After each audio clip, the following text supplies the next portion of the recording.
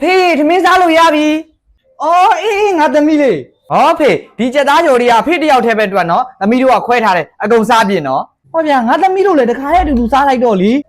အော်ဖေရတယ်သမီးတို့ကခုနကမဟင်းငါတောက်လာလို့လीနော်ပြီးမှစားမယ်အဖေစားထမင်းစားပြီအစာမကြည့်ချင်းဖြစ်နေတယ်ကြက်စားလေးပါလေယူလိုက်အောင်မယ်တာမိမိခုမယ်နော်ဒါလေးနဲ့စားနေဦးနော်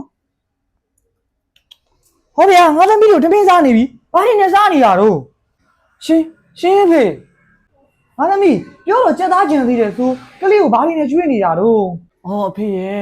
ကလေးကလည်းကြီးလာပြီဆိုတော့လေသမီးတို့နဲ့လာစားနဲ့မလောက်တော့လို့ပါ